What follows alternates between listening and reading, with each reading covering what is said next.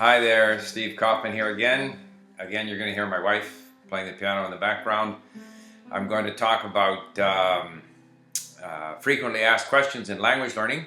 First of all, a question that was asked about the map that you'll see back here.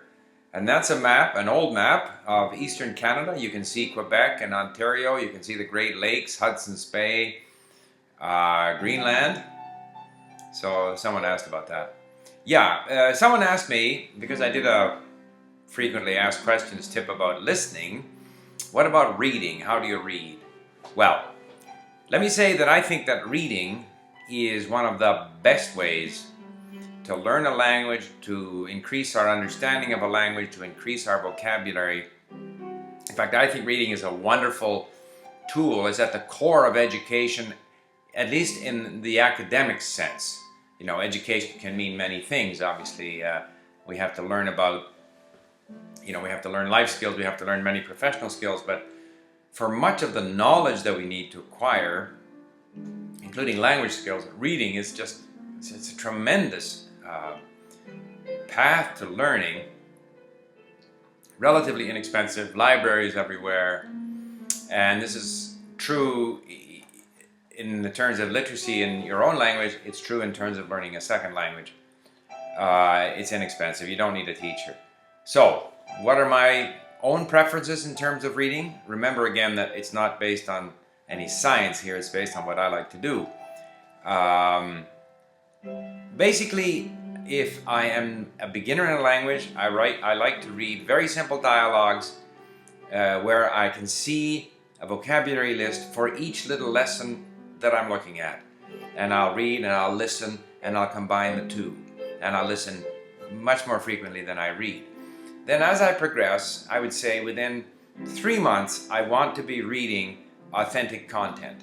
I am not one that likes reading graded readers. I know a lot of people use graded readers and enjoy them. I don't. The only case where I would read a sort of dumbed down, simplified text is if it's nonfiction, so that it's a history of, Egypt, if I'm learning Arabic, or geography of North Africa or Lebanon or something. In other words, if it's a non-fiction book dumbed down on something of interest related to the language that I'm learning, then I will read the simplified text. But otherwise, I prefer to get into the authentic language as soon as possible. That's why I, in the old days, would read texts where there were glossaries for each chapter, and that is essentially why I developed LINK, because the glossaries were so disappointing. They either didn't have the word that I needed to look up, or they had words that I already knew, plus it was a distraction to flip back to the glossary. So I prefer, at least for the first, quite long while in the language, I'll just read on the internet. I'll read on my computer in LINK, where I can look up words and save them for review.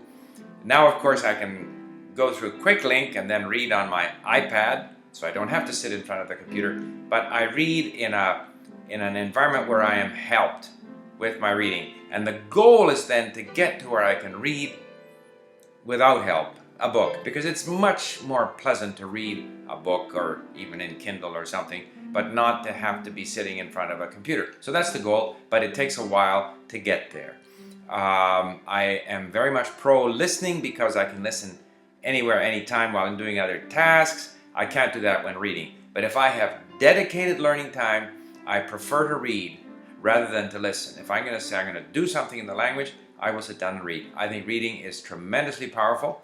Someone asked, do I read more often than once? I do at the beginning, but very quickly I only want to read once.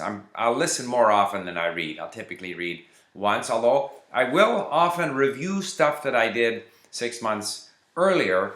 And this is another thing. When I read, I underline words, I underline phrases. I want to train my brain to focus on what's happening in the language. So in that sense, if I read something that I did 6 months earlier, and I see my underlinings, and I see that now I'm used to those phrases, it's very encouraging. So I went a bit longer. I'm trying to keep these to 3, max 4 minutes, but that's my take on reading. I hope that's useful. Thank you for listening.